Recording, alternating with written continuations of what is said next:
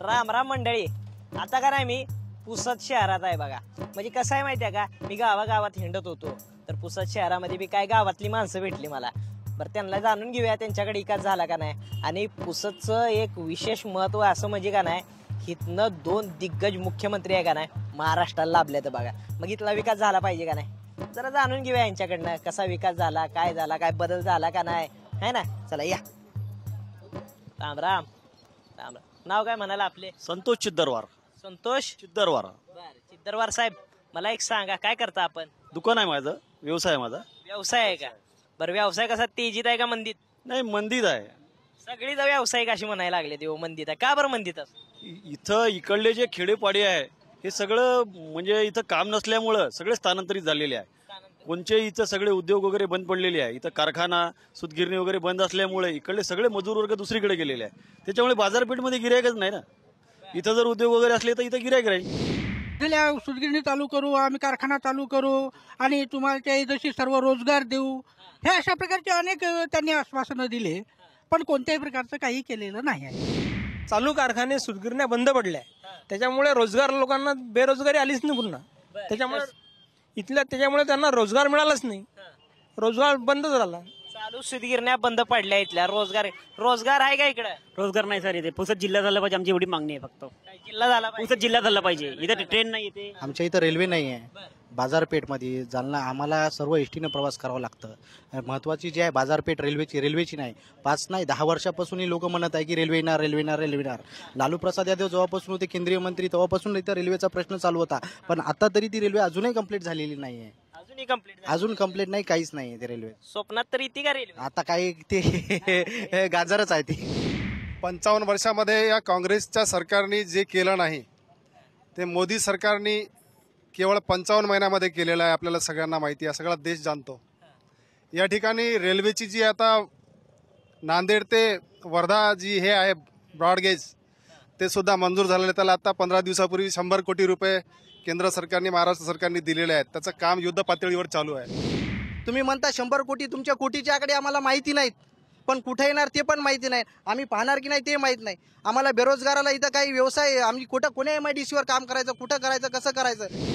कौशल्य विकास कार्यक्रम हा शासनाचाच कार्यक्रम आहे. हा कौशल्य विकास कार्यक्रमाअंतर्गत कौशल्य विकास कार्यक्रम कोणाला माहिती आहे का? कौशल्य विकास कार्यक्रम सर ते नाही, याने सध्या कॉन्ट्रॅक्ट बेस चालू केलं, परमनंट भरत्या बंद केली आणि कॉन्ट्रॅक्ट बेसवरचं काम सध्या चालू केलेलं आहे. 4.5 वर्षापासून नुसता आज 5,000 भरत्या होणार आहेत. कुठं आतापर्यंत कुठं हे झाल्या भरत्या आणि कुठं कोणत्या जागा निघाल्या. नुसतं गाजर खाऊन शुगर लेवल वाढलं आमचं. जे नरेंद्र मोदीच्या काळात झाला विकास झालेला आहे, भारताचा GDP आहे जगाच्या 1 नंबरवर आणून ठेवलेला आहे, ते फक्त नरेंद्र मोदीच्या काळात झालेला आहे. आज जे काही भाव वाढले आहेत, बियाण्याचे भाव वाढले आहेत, खताचे भाव वाढलेले आहेत आणि या सर्व खर्चामधून कापूस लावगड ह्या जर खर्च काढला तर काही हातात येत नाही. सर्व शेतकरी कर्जबाजारी झालेला आहे आणि सरकार कोणत्याही दृष्टिकोनातून कर्ज मुक्त करण्याच्या बाबतीत किंवा कर्ज सातबारा कोरा करण्याचे जे आश्वासन दिले होते शासनानं, ते आजपर्यंत कधी पूर्ण केलेलं नाहीत. पंतप्रधान माननीय नरेंद्रजी मोदी यांच्या नेतृत्वामध्ये देशाचा विकास होत आहे. 55 वर्ष जे काँग्रेस करू शकलं नाही ते येत्या 55 महिन्यामध्ये नरेंद्र मोदी यांनी करून दाखवलं. काका, तुम्ही जे बोलत आहे ते खरं आहे, पण आपल्या महाराष्ट्रातले सुशिक्षित बेकार जे फिरत आहेत त्यांना रोजगार कधी मिळणार, केव्हा देणार? काय राहिले किती दिवस आपल्या सरकारचे माननीय नरेंद्र मोदी साहेब म्हणतात प्रत्येक 1 करोड दरवर्षी म्हणजे 2 करोड रोजगार देणार. महाराष्ट्रातला सुशिक्षित बेकार फिरत आहे, कधी देणार आपण रोजगार?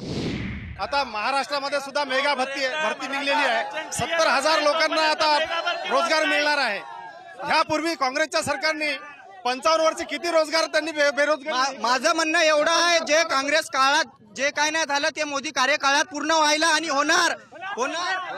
आज एवढे वर्ष काँग्रेसने सर राज्य केलं, आज जे नरेंद्र मोदी करून राहील ते 5 वर्षात काय करणार आहे? मी म्हणतो त्याला अजून चान्स द्या आणि ते करणार म्हणजे करणार, एवढं मी नक्की ठामपणे सांगतो सर. विदर्भ ज्याच्या नावावर यांनी सत्ता भोगली, 10 खासदार, 10 कॉन्स्टिट्युन्सी आहेत लोकसभेच्या विदर्भात, पूर्णच्या पूर्ण याच्या भूलतापाला बळी पडून लोकांनी त्याला मतदान करून पूर्ण 10 सीटा निवडून दिल्या. आजपर्यंत विदर्भ वेगळा झाला नाही. 400 खासदाराचे 40 खासदार का झाले? यांनी विकास केला, यांनी लोकांना फसवलं नाही, यांनी समजा रोजगार निर्माण केला. 400 खासदाराचे काँग्रेसचे 40 खासदार का झाले? काँग्रेसने थांबा एक मिनिट, काँग्रेसने जे केलं ते हे लोक करणार आहेत का? तुम्हाला 400हून 40 वर यायचं आहे का? तुम्हाला हेच करायचं का परत? तुम्ही काँग्रेसला तुम्ही त्या 4.5 वर्षात फक्त काँग्रेसला आणि काँग्रेसला टार्गेट केलं. या दुसरं तुम्ही काय करते? नरेंद्र मोदी उठला सुटला की राहुल ऐसा राहुल वैसा, पप्पू है ऐसा है वैसा है. और तुमचा दुसरा विषय सांगा ना. 3 राज्यात पप्पूनं पप्पा झालो म्हणून त्यानं बिलकुल नाव लौकिक मिळवलं. आमचं म्हणणं एवढं आहे, पप्पूची एवढी भीती वाटते, वारंवार तुम्ही प्रत्येक वेळेस भाषणात पप्पूला टार्गेट का करता? इथे कोणत्याही प्रकारचा कारखाना नाही, कोणत्याही प्रकारचा रोजगार नाही, बेरोजगाराची मोठीच्या मोठी फौज तयार केलेली आहे. मागच्या सरकारने तेच काम केलं, या सरकारने त्या पावलावरच पाऊल पडलेलं आहे. या ठिकाणी आहे का नाही, ही सगळी सामान्य जनता ही एकवटली आहे आणि आपापली मतं मांडलेली आहेत. तर मंडळी आता का नाही, मी पुढच्या गावात जाणार, पुढच्या टप्प्यात जाणार आहे आणि तिथल्या लोकांची मतं काय इच्छा आहेत, आकांक्षा आहेत, ही जाणून घेणार आहे. आलोच बघा.